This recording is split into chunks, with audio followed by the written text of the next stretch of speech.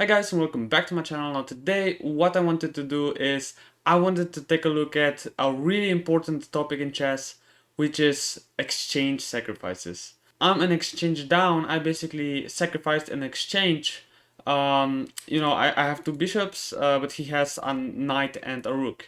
I also have an extra pawn here that could be useful because it's pretty far advanced, but it's attacked at the moment. Now in this position, black is actually better because I don't have enough compensation for a sacrificed exchange. You know, if my bishop was, let's say, already here on c3, looking down here to this king, then of course I would have a lot of compensation and I would also be probably just winning because something like rook to g7 already comes with a check after he goes to h8. I have some discovered checks with the rook, you know, this bishop is really active. But of course, our bishop is still on c1, and that's why black should have played rook to d8 here, basically preventing our bishop from activating and from going to this nice diagonal, because now, of course, we can't play bishop to d2, and also if we play something like bishop to e3, we still can't go here to this diagonal, and our bishop is not really active.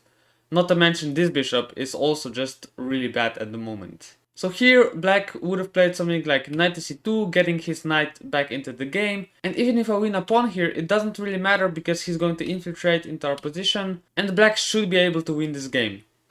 But what black played here, this was a rapid game by the way, he played rook to c8. And now I just played bishop to d2, of course, happy to bring my bishop to c3. And now another bad move by black was rook to d8 now, because now it really doesn't help. I'm going to go to c3 anyway, and you can see that this bishop now is going to be really useful. And now black finally decided to get his knight back into the game with knight to c2. And here we need to see that this pawn could be really important if we try to push it up the board. It could be very dangerous for black. So the move here is just f6. And why is this so dangerous for black? Well, if he does nothing, then we're just going to activate our last piece here, which is not active, which is the bishop, and we're going to go to e6 basically. Now we're attacking the rook here, so after he moves, just bishop to e6 check, and you can see these pieces are so deadly. This pawn is also helping, this rook is really active, and after king to f8, just rook to h7, and we're going to checkmate him on the next move.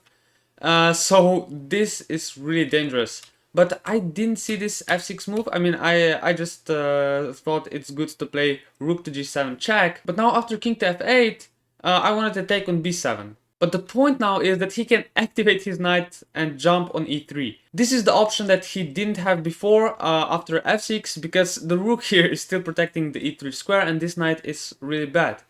So that's also one reason why f6 is better than rook to g7. But okay, I played this, and after knight to e3, now I played king to f2, and he took the bishop on g2. Which was a mistake, of course. Why would you take this bishop here, which is bad? Why wouldn't you play knight to d1 check, just grabbing this important bishop here? You know, after king to g3, you can just take the bishop, and black is again better in this position. You know, after something like this, he's still an exchange up and still has some pawns to work on with. And he got rid of our important bishop here. So that's why after knight to e3 check, we needed to go king to g1, so he doesn't have, this knight to d1 with check, and if he tries to infiltrate with the rook, well, okay, now we go to f2 with the king, and he doesn't have this knight to d1 check, because his rook is here. So that's how we could have avoided him getting rid of our bishop here on c3. But okay, anyways, he just took on g2, I recaptured. He played a6, he didn't want to lose another pawn here on a7, and I played f6, which was again a mistake. Basically my idea with pushing f6 was that I want to play bishop to b4 check, and after he moves, just f7 check, and we're going to promote to a queen, you see? But the problem with this move is that black had the option here to also sacrifice his exchange. He could have played rook takes c3, and after we recapture, go into this kind of a rook and pawn endgame, which is just a draw. After rook to d6, we're going to take this pawn. Let's say he tries to come closer, we just take this pawn, and yes, white is a pawn up, but it's not going to be enough for a win. And I should have been careful about that. I should have first played bishop to b4 check, and only then play f6. And it's really interesting how black can't stop this pawn from getting to f7, because he can't play something like rook to f8, of course, because the rook is hanging here. He also can play his rook to the 7th rank to protect this square, because our rook is here and it's very active. This would have been just winning for me.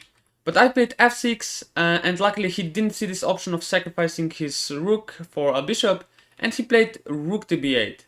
And now, how do you win? Well, you check the opponent's king, and you use the power of this really nice pawn. You just play f7 check, and after he moves, we're just going to promote the queen. I took first on b8, and after he recaptured, just queen to f8 with a completely winning position. So the point here is that if you ever sacrifice an exchange, you need to have active pieces. You know, like you saw here, this bishop was really active. And also, if your opponent sacrifices an exchange, let's say we're black here in this position, you should do anything you can to stop the opponent's pieces from getting active. Like you saw, rook to d8, just stopping this bishop from activating. So guys, I hope you liked this video. If you did, please subscribe to my channel, watch more videos, and I'll see you guys in the next video.